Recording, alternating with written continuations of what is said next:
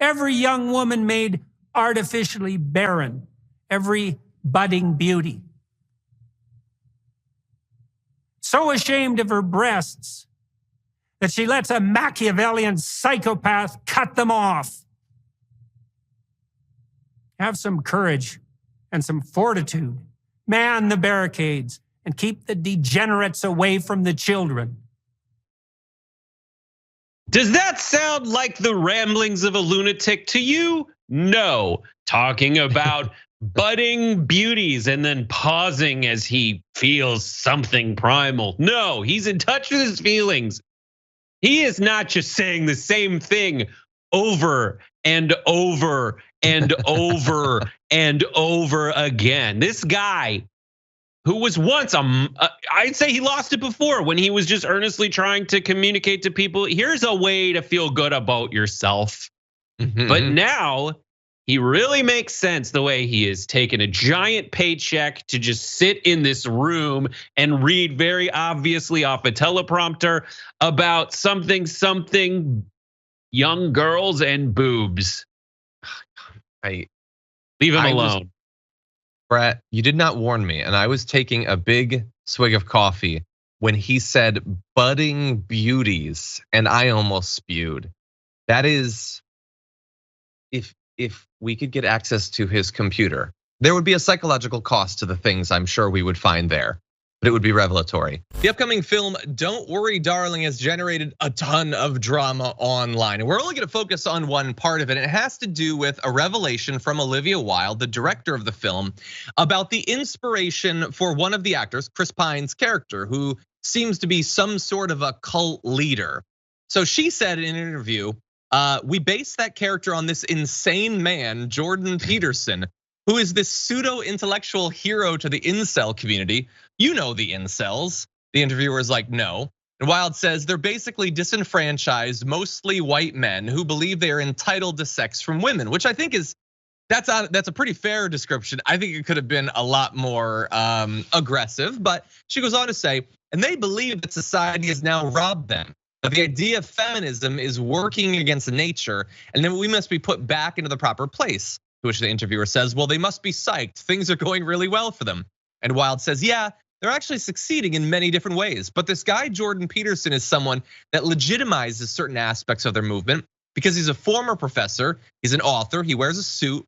So they feel like this is a real philosophy that should be taken seriously. And so I just want to identify that we're gonna talk broadly about this, but she is 100% right about why Jordan Peterson is popular or why they like him so much on the right. And in their response to Olivia Wilde, they prove it.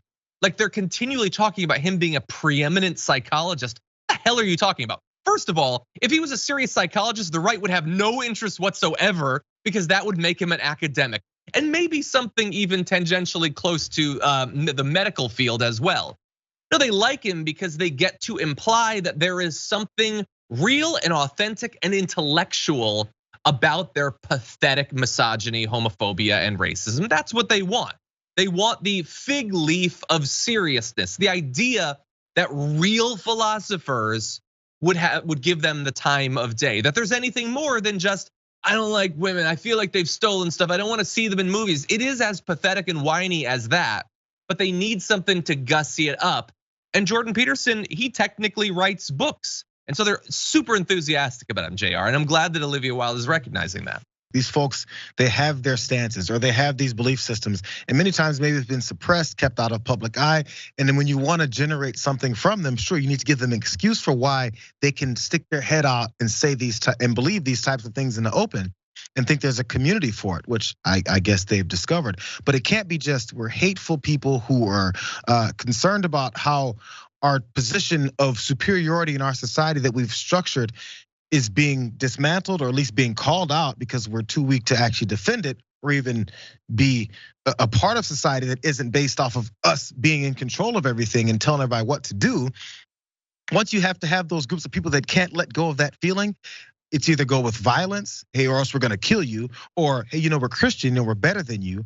Or as you mentioned, the intellectual side, you know what, this is the smart approach. You guys just don't get it. They need something that's an offshoot of the real focus, and the target is actually just to maintain the status quo of control and power.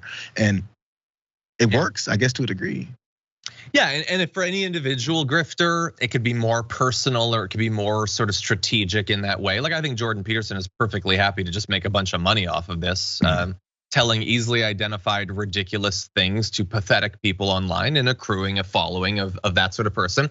Others like Ben Shapiro, I think are more conscious of the strategic role that they fill in right-wing media, is literally to just take whatever percentage they can of younger people. And I don't think it's that significant, but it's larger than it should be considering because they get millions of dollars in free advertising.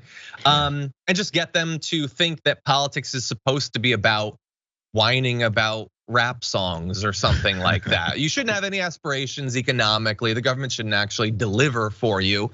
You're just supposed to complain about stuff and get mad that Black Panther exists or something. That's the role that he fills, and he gets paid quite handsomely to fill that role.